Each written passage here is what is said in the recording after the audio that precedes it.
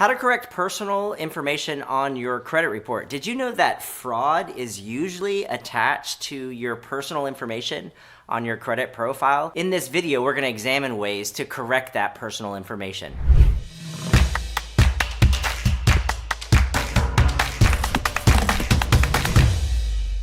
In this episode, we're going to discuss where personal information originates, ways to effectively manage your personal information that's reported to your credit report, how to stop scammers from fraudulently using your personal information to open up accounts in your name that you didn't authorize, and then we'll discuss how various expressions of personal information are pretty standard on a credit profile and how it's not something that you should necessarily be alarmed by. Okay, so personal information on your credit report. There's a couple of different ways that personal information is expressed on your credit report. The first way, and quite obviously, is from the original creditor. So all of your accounts that are on your credit profile, your credit cards, your auto loans, your mortgages, your student loans, and anything else that's on your credit is actually managed by that financial institution, and they have your personal information, and they report it to the credit bureaus as such. The second way that personal information is kind of managed and housed is going to be at the credit bureau level. So Experian, TransUnion, and Equifax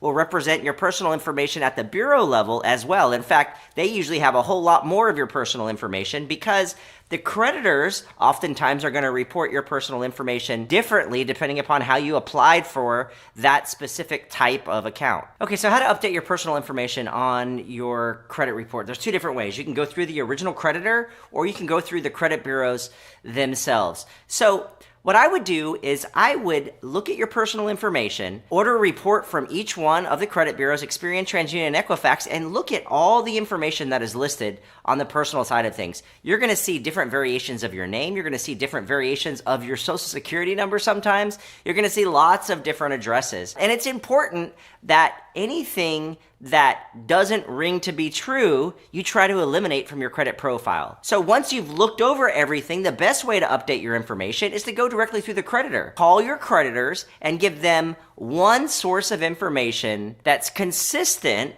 with all of your different creditors. Actually, you can just log into your online accounts and you can see how your name's represented. Does it have a middle initial? You can see how your address is represented. Now, your date of birth and your social security number, I wouldn't worry about that. They probably have that accurately on file, although they may not. I've had one of my creditors actually have the wrong birth date for me, and somehow it still was posting to my credit profile with the wrong date of birth. So for date of birth and social security, you're going to really have to go through the credit bureaus, okay? So you're going to have to reach out to each credit bureau separately. You're going to have to give them a couple of verification documents, one proof of address, preferably two proofs of address, and also a proof of social security. So driver's license, social security card, and then maybe a utility bill. And then you're going to say, listen, this is my current address. This is my name. I would like you to delete all the different variations of the way this shows up on my credit report. Making sure that your personal information is listed consistently across all three bureaus and across all creditors is going to make you much less of a target for fraud or any other kind of fraudulent activity. Now, it's well known that identity theft and fraudulent activity, as well as opening up accounts in people's names to where they didn't authorize that activity, is prevalent right now. Identity theft is on the rise. It has been on the rise for a very long time, and checking your credit report consistently is one of those ways that you can prevent scammers from getting a hold of your information. So credit freezes are something that I highly recommend. My wife and I have all of our credit bureaus locked down, including all of the other depositories of information, LexisNexis, SageStream, Innovis, and there's lots of other depositories that house personal information and act as secondary type credit bureaus. I have these all locked down for my wife and myself, including Experian, TransUnion, and Equifax. And what that means is that nobody can apply for credit in Justin Mirche's name unless they have a specific code or unless the credit bureaus are thawed or unfrozen.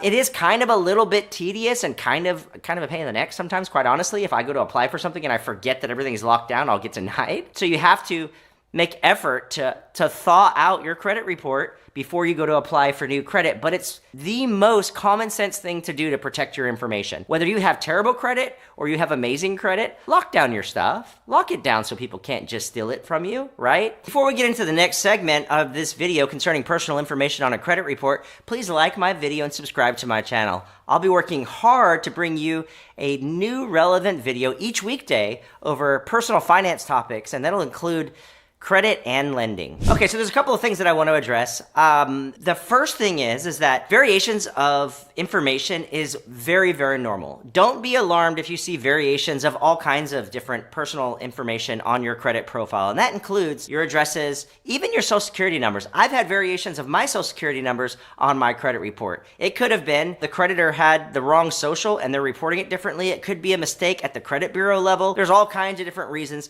why your personal information may vary at the credit bureau level. Don't be too alarmed. It's fairly common. It is important to clean that stuff up, particularly if you're trying to clean up your credit. If you're trying to repair your credit, the less personal information that you have on your credit profile, the less information they have to tag you to that old charge-off, to tag you to that old collection. And it should be something that's on your radar to also be a first step.